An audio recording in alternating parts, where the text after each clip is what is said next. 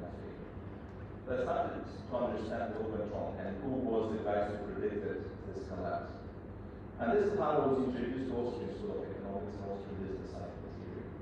The Martial Revolution, Carnegie, Ballmer, Ludwig von Mises, about their theory of capital.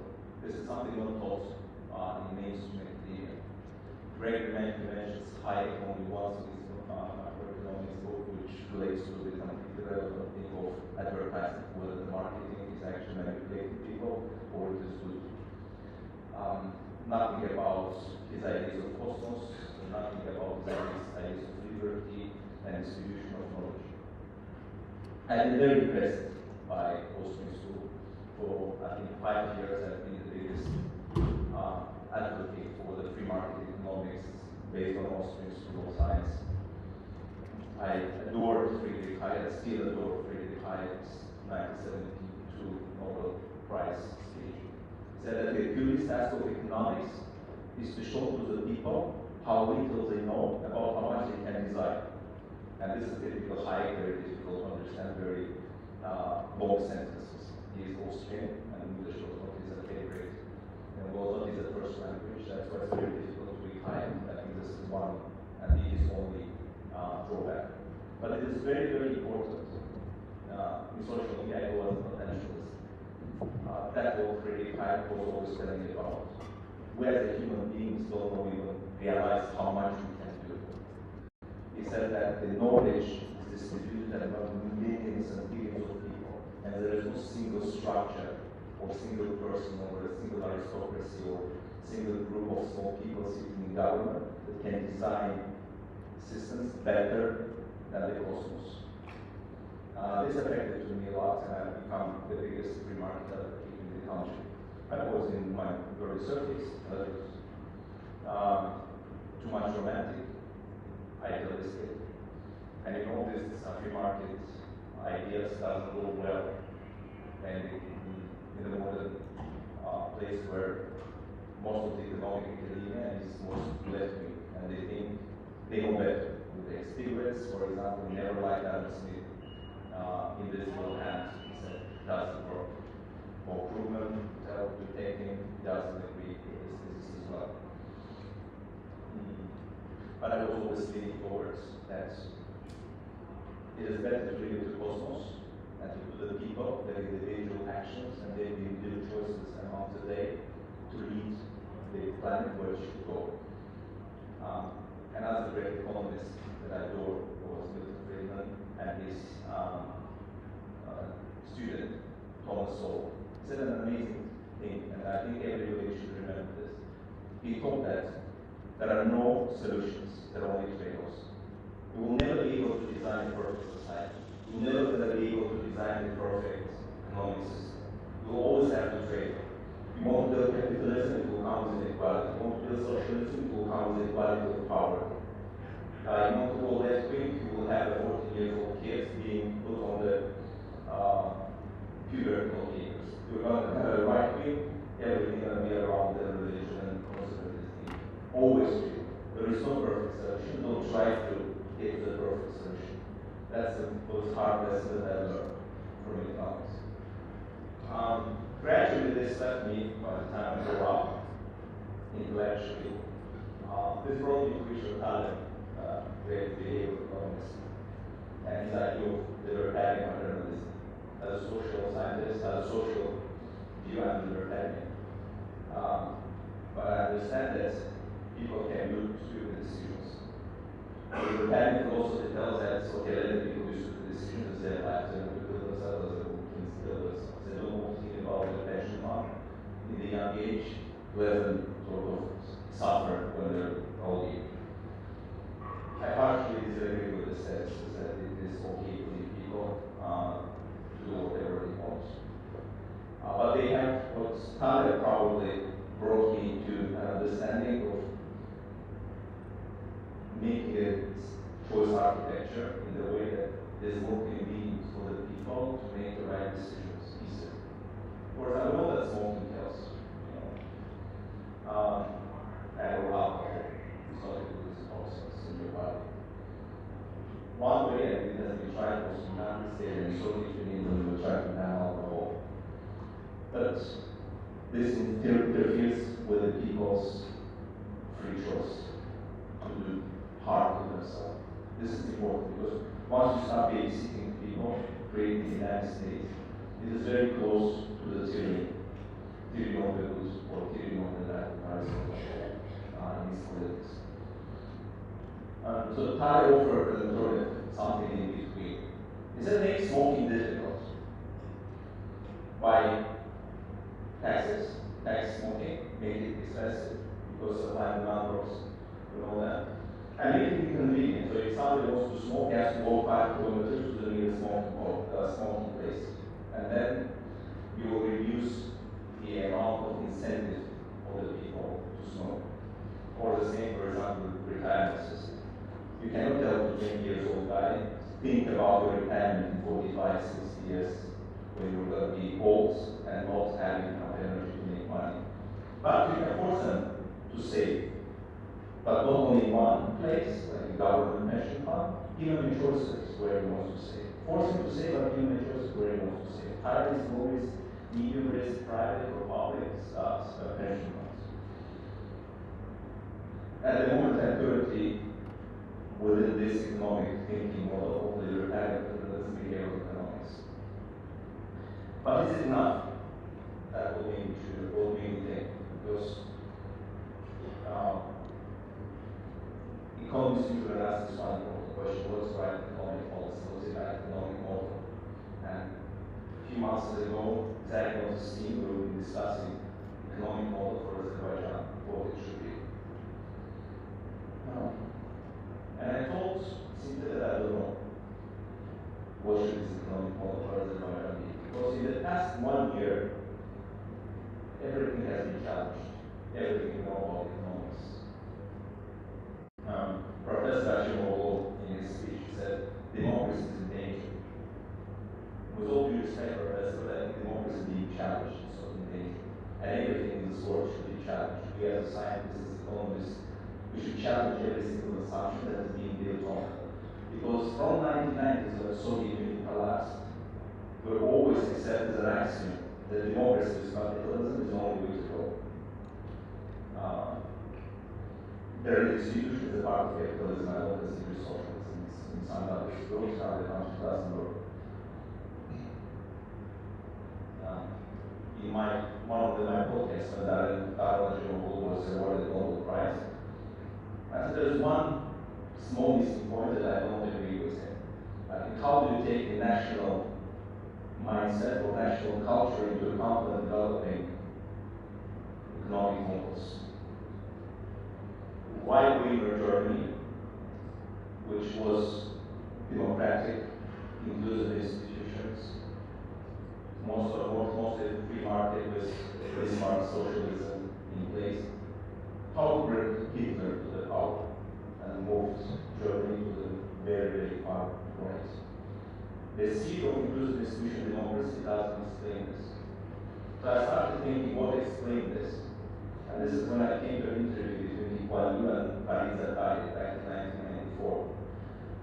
In that interview, Lee Kuan Yew has planted an idea into my head. He said economics is just the tools. You need to understand what you're building to select the correct tools. If you don't understand what you're building, then you cannot select the right tools. For example, you want to build a house. What do you start with? You start with identifying the technical requirements. How many bedrooms should I have? What should be the kitchen? Do I need the outside room? Once you have an idea in your head of where you want to live, you bring an architect. He put that into technical specifications for you. Makes it useful and in accordance with the standards. Once this is ready, then you bring in general contractor to build it. And general contractor brings in various teams, electricians, painters, bricklayers, masons.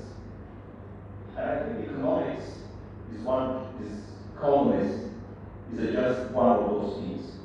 When you give them the task, I'm building, let's say, socialistic or feministic or free market capitalist country. This is my vision, this is what I want to build. Bring legal tools to explain, to help you to build that. But when you don't have a plan, And when you don't have an idea what you're building here, in economics we have a lot of tools that may be useful or may be futile. It's very small use. I would like to take you to the Darwin General's Twitter post 5 days after the DC has been released, where Darwin challenges himself. He couldn't explain how a totalitarian country without a democracy is a single party thing. A company on an equal innovation scale of the United States has occurred. Europe is not even standing close in this race for the technological advancement. How is that possible? And it leaves this question open. And I think now that we used to go to the West for the education, and now West comes to the East for wisdom. That I've read in one of the books. You can get a very good education in Eastern and Western universities, but if you want some wisdom of thousands of years, you come to the East.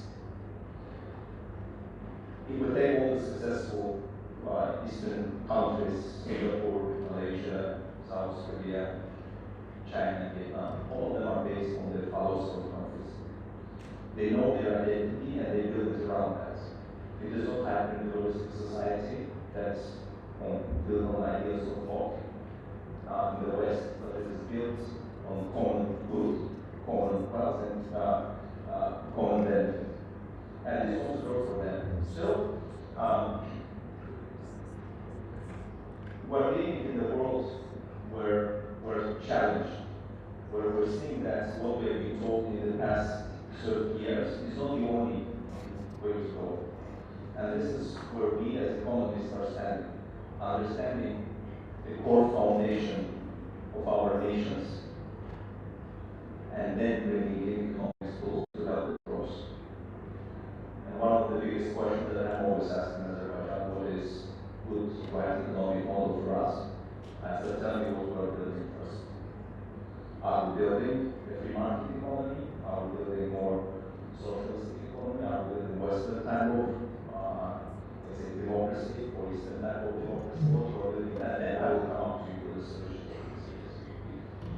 And I would like to leave with this thought, only trying to provoke a thought here, not trying to tell that something is exactly right or something is right. When we go into all of this nice books, Wealth of Nation, Why Nations Fail, all of them will build on one particular premise, that all culture should be the same, the mindset should be the same. But when I see that with a different mindset, we can still achieve success. The question is, what is success good for your particular country, for your particular mentality, for your particular culture, rather than generalizing everybody onto one product. Thank you very much for your time.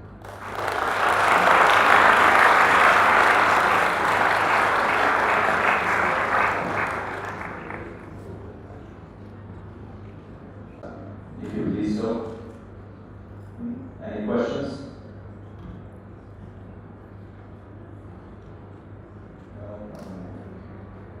There's a question there. Please, I'll try to hear you. My question would be that should you consider this capitalism and economic model themselves, or these two political conditions that are impact?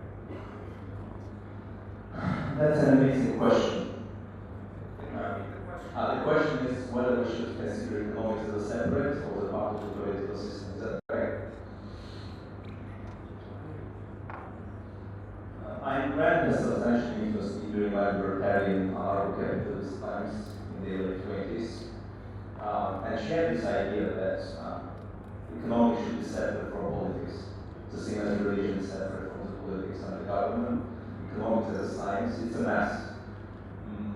Just because it is politically convenient to tell us 2 plus 2 is equals to 5, the imagination should not accept that. The same is about economics. If somebody tells us global supply and demand doesn't work, we should be particularly even if it is in line with the corruption.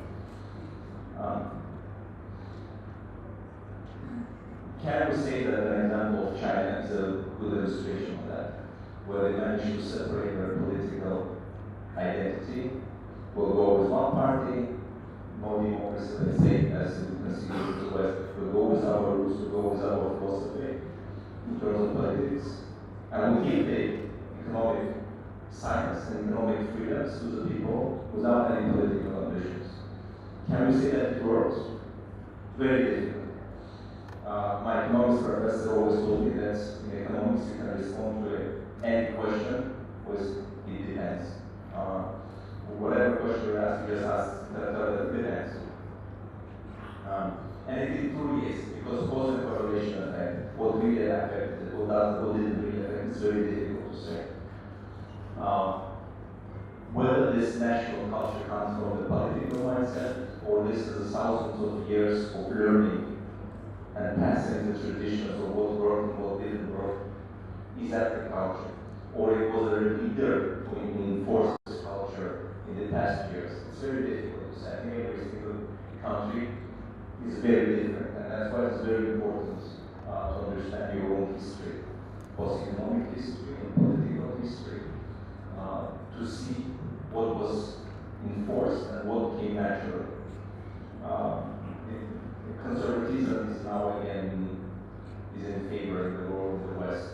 After I've tried 25 years of progressivism, world is returning to conservatism. People, especially young people, they don't usually like conservatism. I think it's because of the name is wrong. Conservatism doesn't sound good as liberal or progressives. But I always tell that, remember, and this is coming to nothing because Taliban is anti-fragility ideas. Traditions are the results of successful experiments in the past. That's what you should remember. In the thousands of years, people tried various ideas, and they should continue trying various ideas. It doesn't mean you shouldn't try. But if somebody sticks for thousands of years, it means it passed the stress of time. And maybe you should consider it without just thinking that you can outsmart the market. This is where we're coming to the highest idea of cosmos. The ideas of the people are knowledge distributed among millions of people, and this is how it comes to the reality. Rather than more popular Keynes, who said that economics is like a car, it's an engine, you just put a little bit better oil, just put a little bit better petrol, you fine tune it and it can go faster. I think that economics is organic. I think it's like human organism. If you touch the leg, the kinetic chain changes.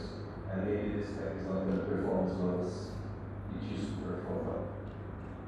Fine-tuning such a complex system as broad economics, I think it is possible at the current time, at least before we have some incredible technology, quantum computers that can estimate all possibilities. And even though, I think people should continue their experiments.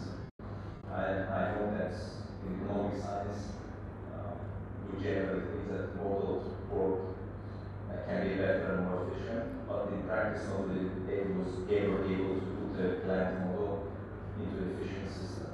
And maybe that's the greatest wisdom of the cosmos that Hayek was talking about. Nobody can plan better than go together, making our separate decisions. Any further questions? Here. First of all, thank you for speech. That's great. Again, thank you for speech. I appreciate it. So you talked about free market economy in US and totalitarianism in USSR. Could you please a bit clarify the economies which are based on free market economies, but there is little government intervention such as Denmark or Norway? Because when we're analyzing their human development index and GDP per capita, these countries are considered really highly developed countries, and why or why not we can implement those strategies in our country or anywhere else? Okay, Thank you. Thank you. Nordic countries is perfect cases for social distribution. This is where I think the national culture comes in place. Sweden, I love Sweden, I think this is the best free market economy example in the curve for. But many people think that the distribution of wealth is something against the ideas of capitalism and freedom. And here we again need to come to understand the history of the Sweden itself. Swedes, they banned slavery in 1935. Way longer than the United States did it, and the United States didn't exist at this time. They were one of the first countries in Europe that abounded federalism. There have always been forerunners in the growth of their liberal ideas. In addition to that, we don't need to forget that Nordic countries are cold countries. And it's very difficult to do agriculture there. So whenever one farmer faced problems with his crops, another farmer would come to save him, would come to support him. And Nordic cold countries, except the last 50 years of the migration, was mostly homogeneous nations. They were like brothers and sisters to each other. So if you combine the three givens from history, from the geography, homogeneous nation that had to cooperate because of the bad weather conditions, and who were the forerunners in thinking social redistribution was perfect in such countries. Because, yes, the government redistributes 70% of income in those countries, but they're completely fine with that. It's efficient, government takes only a small percentage for management as well. And this is coming back to them, even not directly to you, but to your neighbor, who you consider like your brother at the same time. That is why this model really efficiently worked only in Sweden and Norway and Finland and Denmark, were the countries with historical and geographical attitude towards the distribution.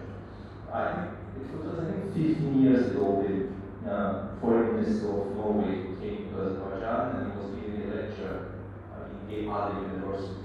And I asked him a question, everybody talked about the Nordic system, Nordic model.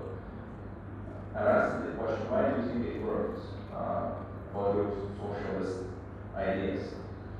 He said, we are not socialists, we're capitalists. The production means is owned by private enterprises. This is what capitalism is. Which I think that capitalistic system is unfairly distributing the wealth.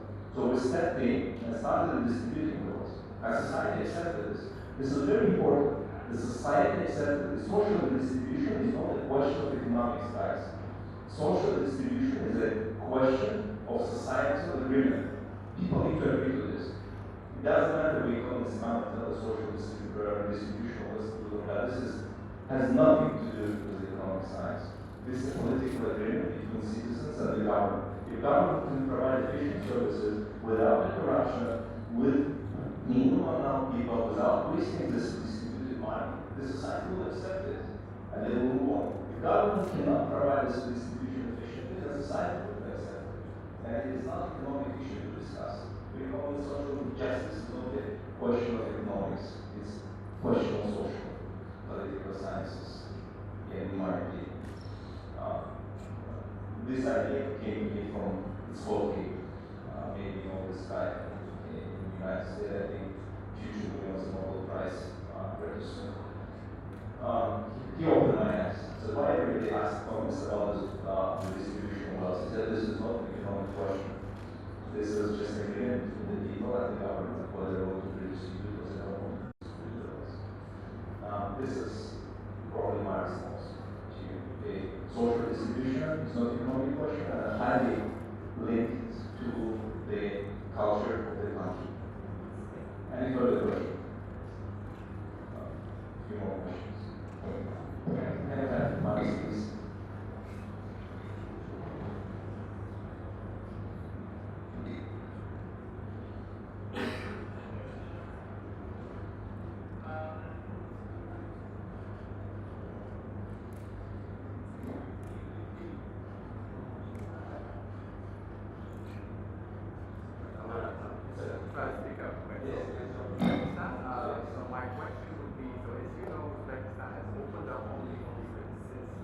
our new president was elected in 2016, compared to Azerbaijan has been, I would say, open for many years. So can you please point out one thing that Uzbekistan should do as Azerbaijan did, and one thing that Uzbekistan should learn from Azerbaijan not to do in terms of privatization and basically basic economic development. Okay. The question is what they can learn from Azerbaijan, what to do, and what Uzbekistan can learn from Azerbaijan, what not to do. Right? So the summary. I think what not to do is try to copy somebody else. That would be an easy answer. Because when we started our independence in the beginning of 90s, and there was a broad consensus that always that the Western methods are the best. So whether it's democracy, multi-parliamentary system, elections, and sort of free market economics. Let's say we start to privatize at least small and medium-sized businesses that was only government run, like even the bread production was government state-owned only enterprises. But this was efficient, I doubt, because Azerbaijan in now the entire history, only 2 years we were a democracy, between 1918 and 1920. We have never been a democracy in our entire history.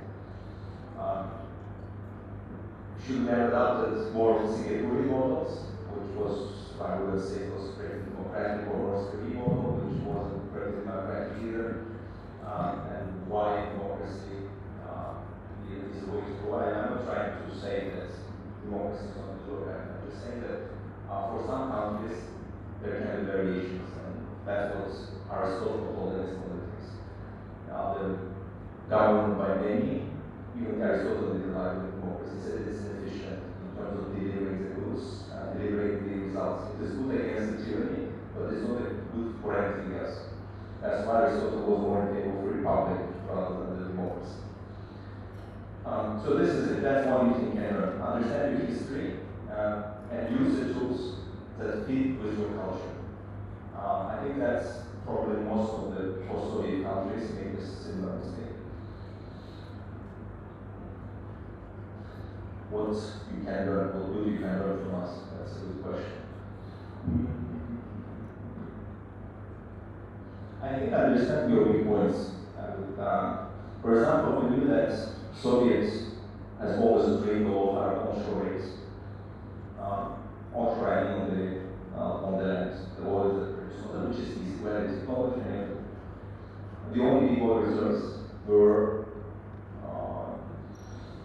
offshore, in the Caspian Sea, most deep water, and we didn't have any technology to do that. So there are countries who tried to develop it themselves and substantially failed. But we went another way. We invited the people, give a big share initially, to come and help us to do that. Don't try to do everything on your own.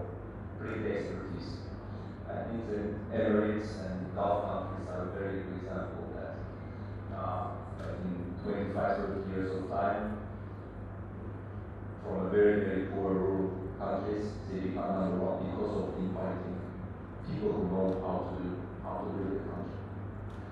And be open to the expertise of everybody else. So we did well with that. Any further questions? You have okay, please. Can we have a microphone?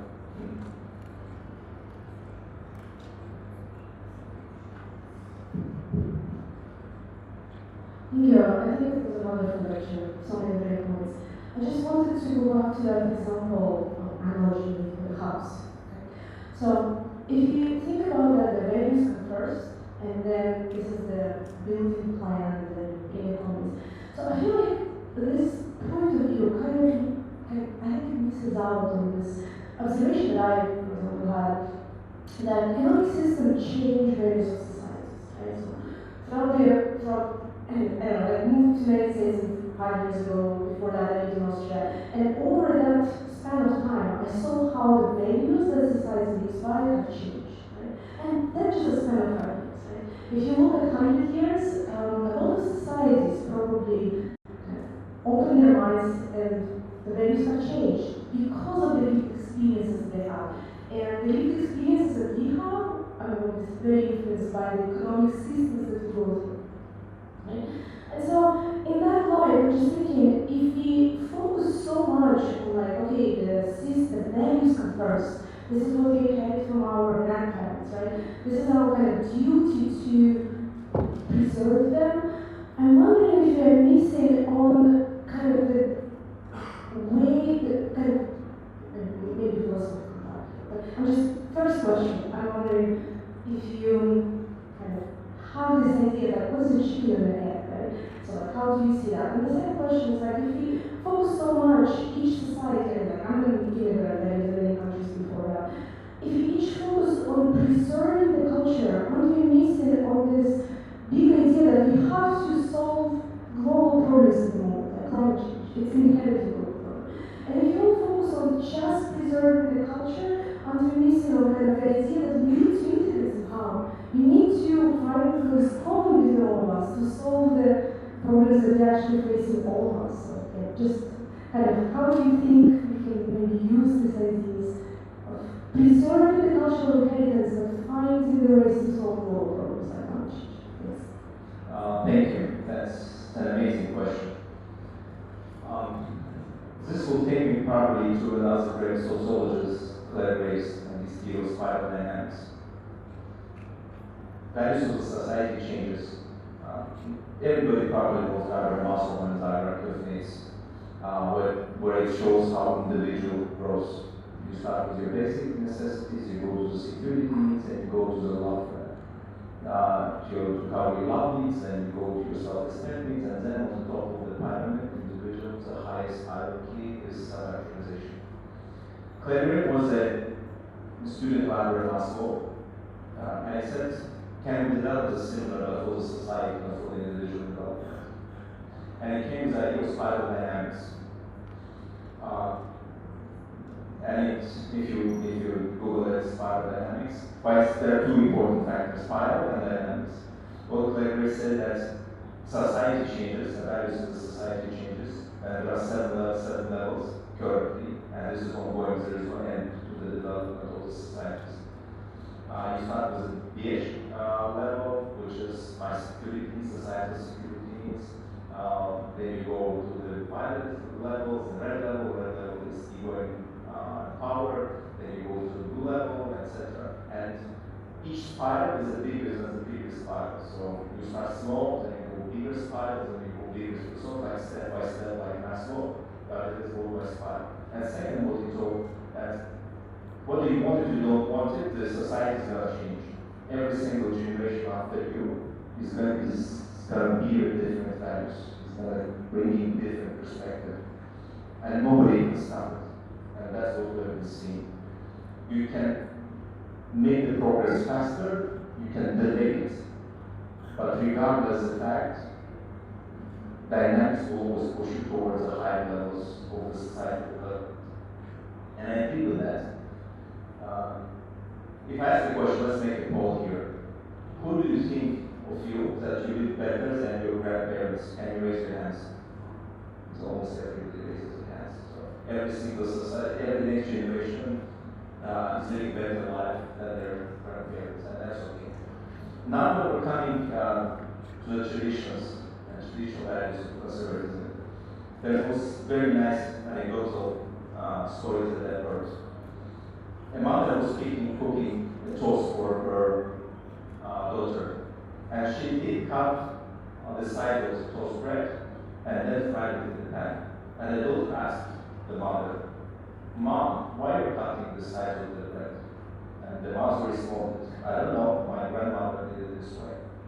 Then the girl goes to the grandmother and asked, "Grandma, why did you cut the side of the bread?" She said that we lived in a very poor family. We only had a very small pan, and the typical bread wouldn't fit into that pan. So that's why I had to cut the corners and the sides so I can keep the bread inside the pan. This is a tradition that should be challenged. Mother never challenges, only the granddaughter challenges tradition. That's a very important factor for you to consider when coming to tradition, is to ask one very important question. Why? Why is it here? Is it the result of thousands of years of evolution and experiments? Or this is something just my mother misunderstood? That's a very important question. Because time is the biggest stressor on the idea. If something passed the stress of time, it means that it is anti-fragile, it is susceptible to the stresses from outside. Take the Bible and New York Times bestseller from the last week. If I ask you the question, in 100 years, what will be sold most? Bible or in last week's New York Times bestseller? With the biggest probability, because the Bible is still going to be sold more than the last week's New York Times bestseller. If I ask you if you want to invest in the long term in the company and you expect them to last for 100 years, would you invest in the Coca-Cola that has been for 100 years? Or you invest on your startup that has just been around for a few years? Most probably you will choose to invest in Coca-Cola as well. This may be because a startup can become an IEO or something like that.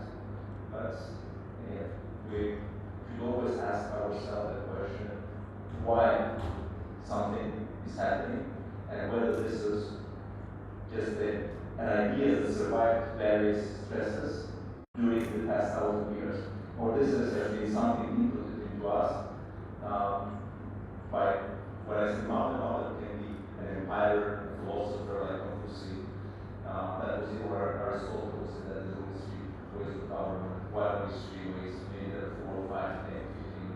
You know, everything is built on some philosophical ideas that are all challenging.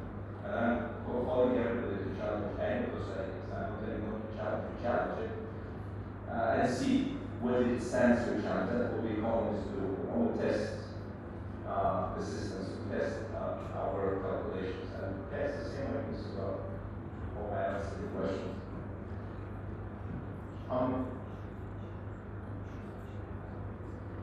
We should finish in 5 minutes, so probably 2 more questions. Here, Leo. There you go. Can we help with the mic, please?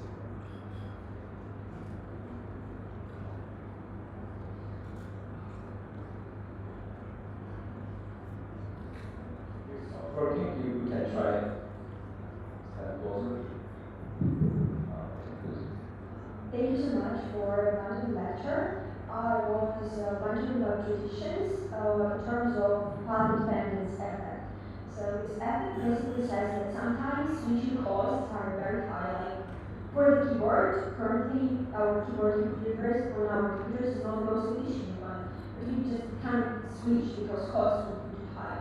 I was wondering whether the same applies to some even 1,000 years old traditions, and then how we should differentiate tradition which is really efficient in terms of society and the tradition which happened during the path dependence effect, and how we can overcome it. Thank you. Yeah, and you can now imagine it's very difficult to change the keyboard, and we're talking about changing the traditions that has been around for hundreds of years. I believe in communication. I still believe that every next generation is better than the previous generation. That's what life is all about, isn't it? We take the world, the planet from our parents, and we pass it to our kids, and they continue this forever. That's why I'm not too much afraid of artificial intelligence and robots killing us all. Because if there is no life on the planet, who cares? Nobody needs economics anymore. So, unless it is a matrix, when the robots are going to use us for the energy source, but from the physics, then it's not possible. We don't produce enough energy to be used as a power for the robot. So I generally believe that everything is going to be good. I don't believe in Terminators finishing us all, because otherwise there's no point on this planet. So there is no easy solution, no easy answer to your questions. Again, for the society, we cannot make the decision to change the keyboards. To go into the big discussions that we can change our structures is not good. It's not that easy. But we should try. That's why I'm asking. I think it was P.G. O'Rourke, I think, He said, before you try to save the planet, help your mom to do dishes. Because that's what we see with most of the mankind. We're trying to solve very big problems without even making our own bed.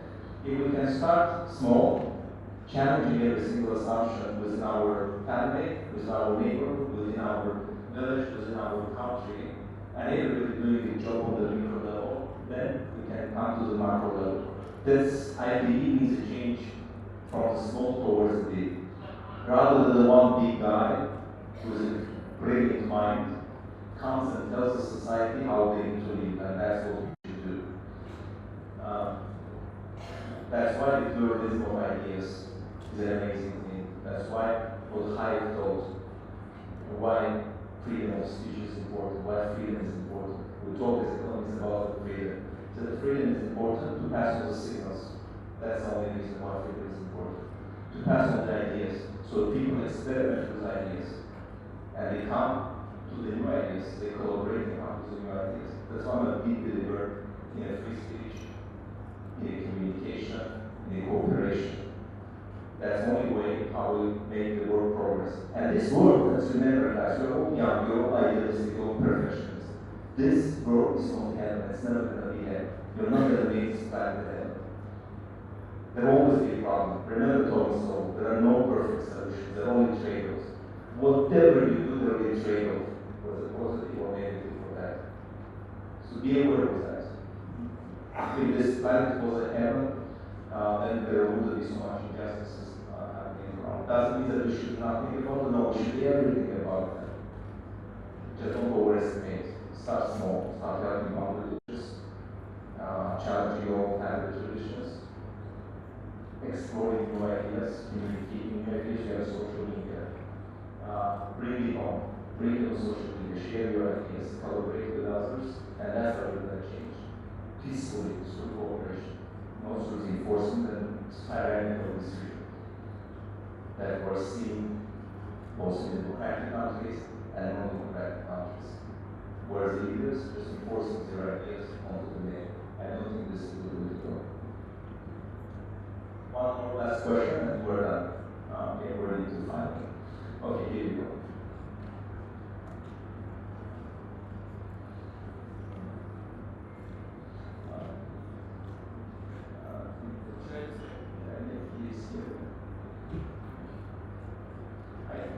I think you're close, I think.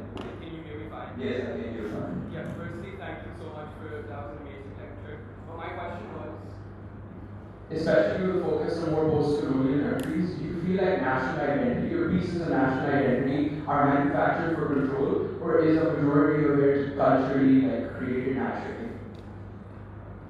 I think it can be both. That's why I was looking into the history. I have another lecture planned, I think, on the 24th of June, 24th of July, where I will be exploring some historical moment in Azerbaijani history and how it's affecting us and what we should learn from our history. The tyrannical ideas are possible, obviously, with the very short North Korea is an amazing example, for example. How one dynasty can shift it. I still believe this part of dynamics is working and this is also going to change.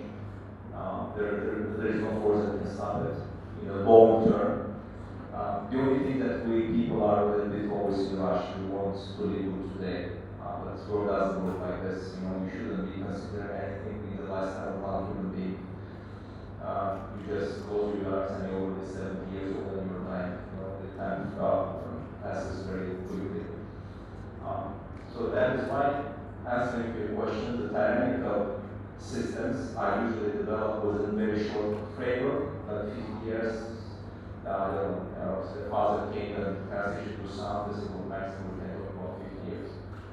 But when you look to the bigger horizons, you go to the mid-centuries, to the previous centuries, and start analyzing the economic and historical background, this will give you a better idea, and this will be more sustainable. I think if the country is not performing economically well, this is already the biggest indicator that you are doing something wrong. Being an economist, I was challenged politicians. I say, it brings me to the Karl Popper, greatest philosopher of the last century, who had said that the meaning of the life is to find problems. So the time we wake up, we start facing problems. Wash our teeth, not wash our teeth, what to do at work, what to do at work, when we come back home, how we should travel back home. And economics is helping solve most of this problem, because money can solve problems, economic wealth can solve problems. That's why economics should always be the number one indicator that you're on the right track. Because personally, if you're making money, it means you're on the right track. If as a country you're making money, you're on the right track. That would be the greatest indicator. If your cultural system is falsified, or it is right. Look at the economic indicators. And with this in mind, I would like to thank you all for your time.